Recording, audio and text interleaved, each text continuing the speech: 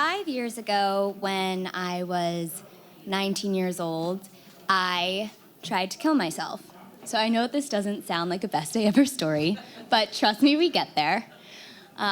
So the day after my suicide attempt, my mom drove me to a psychiatric hospital in Philadelphia, where I'm from. And going to a psychiatric hospital is kind of strange. When you go there, I brought a bag with me, not sure how long I was going to stay. They took my perfume.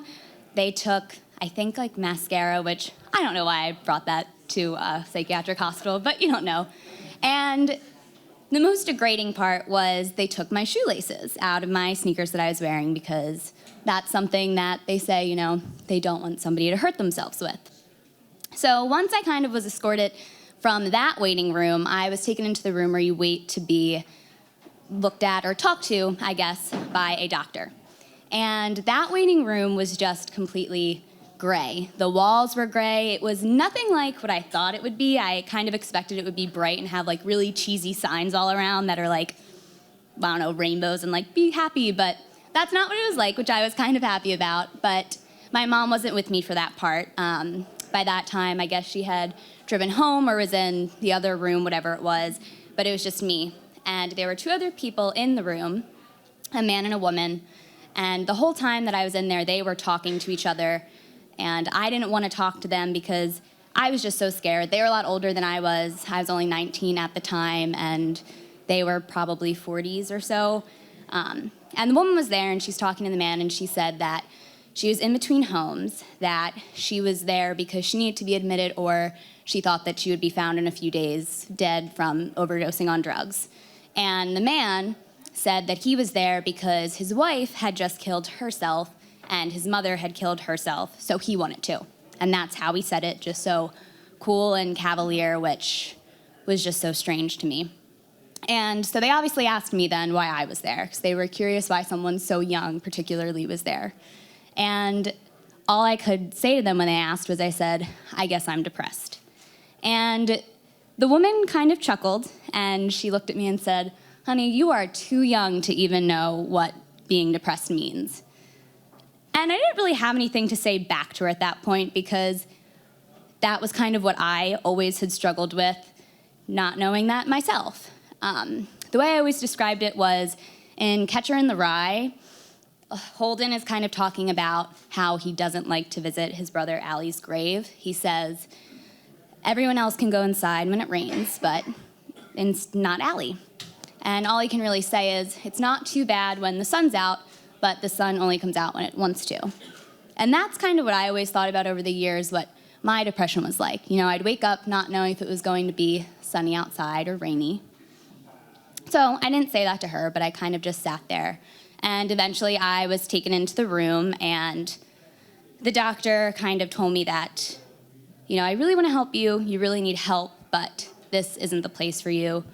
The place that I was taken had kind of become more of a drug detox, just based on how the neighborhood kind of had shaped up over the years.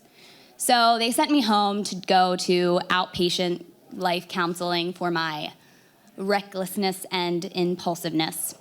And so my mom came to pick me up, and it was my mom and my two sisters were in the car when they picked me up to take me home.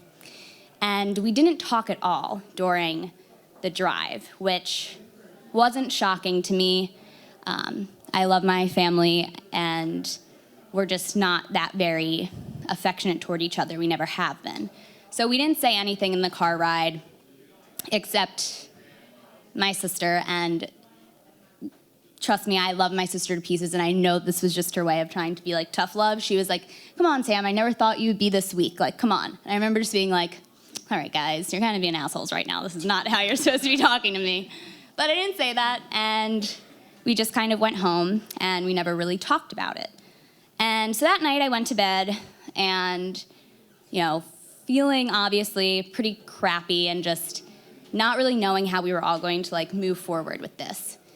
And my dad, who is a correctional officer at a Philadelphia jail, so that just paints you who my dad is.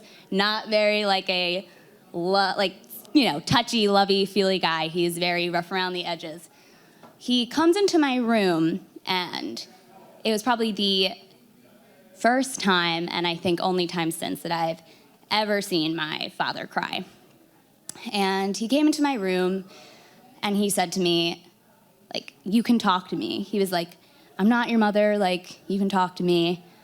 And I don't think I really appreciated him saying that to me in the moment, because I really didn't even utilize kind of him saying that or really get what he was saying to me. But I still just, that did still mean so much to me. And even now that means so much to me, because when I think back on it, that was really all I wanted to hear from someone, and I kind of heard it from the person that I least expected it to. So being in a waiting room wasn't that great. The suicide attempt wasn't that great. But getting to connect with my dad like that and seeing a different side of him that I had never seen before, and as he's getting older and he has some health problems that he's dealing with, getting to have had that moment with him was definitely my best day ever. So